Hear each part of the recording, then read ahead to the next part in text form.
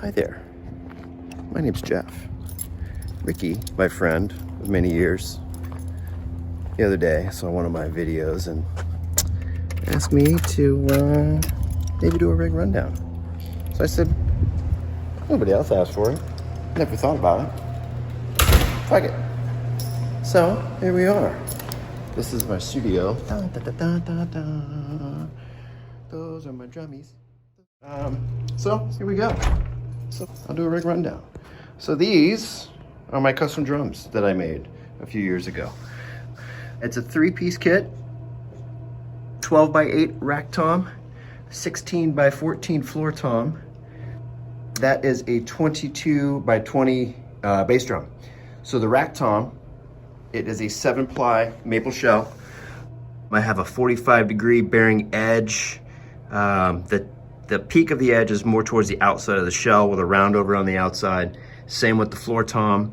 The bass drum has the same cut, but the peak of the edge is more right in the center of the plies. So anyway, they sound nice and fat, punchy, good maple sound, kind of what maple's known for. This is my snare drum. This thing is a friggin' cannon.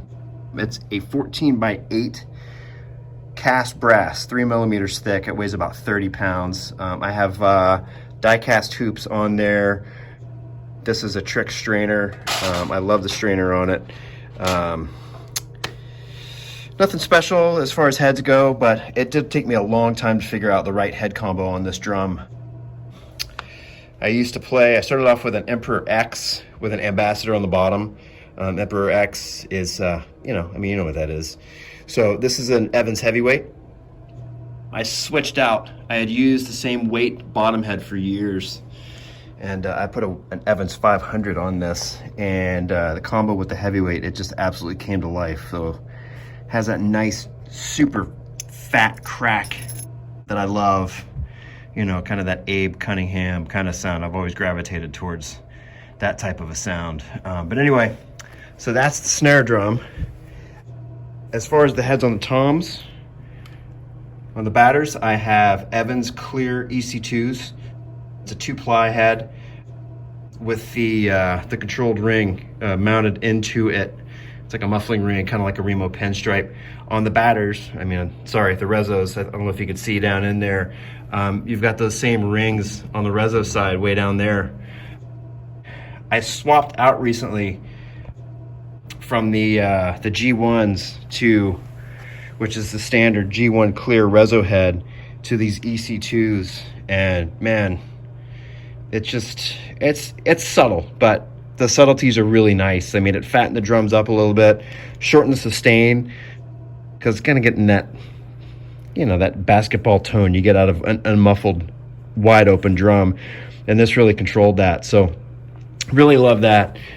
On the bass drum, played Power Stroke 3 clears for years, and recently swapped out to the Evans EQ4, which has got an internal dampening ring on the inside. The front is the same. It is the Calftone, the Evans Calftone head. It's an EQ4 as well. So that's basically it for those. Cymbals, I'll start with the hi-hats. These are the newest edition. They are Sabian AAX Fusion hats, 14-inch. I played 13s for years. They were HH Fusion hats. The Fusion hat has a thicker hat on the bottom. Really good crispy sizzle sound, and they're fucking loud. The 13s I broke, they don't make them anymore, so bought a used set of 14s because they don't make the, oh good, finger in the shot.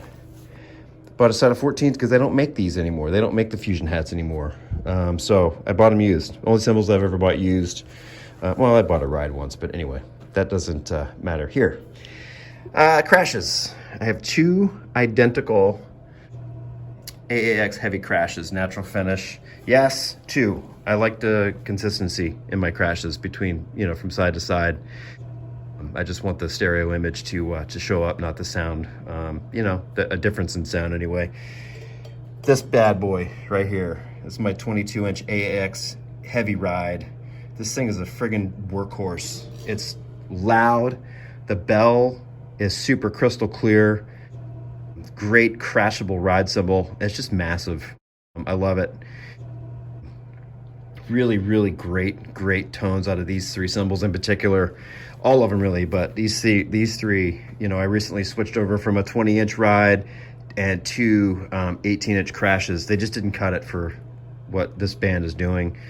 Over here, this is the old one out of the group.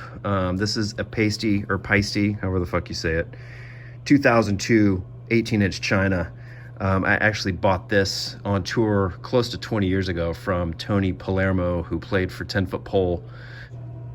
Now he, of course, is with Papa Roach, and the guy's a fucking badass drummer. But anyway, I don't know, bass drum pedal, standard. It's the DW5000. I think this is the Delta 2. It's a double pedal, but I can't play a double pedal because I'm not that talented, so I play this instead. Sticks.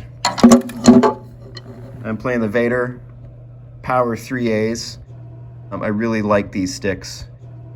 It's got a very weighted tip on them, very thick taper, and just got a lot of power on the front end. They're 16.5 inches long, and they just give me a good, nice thwack.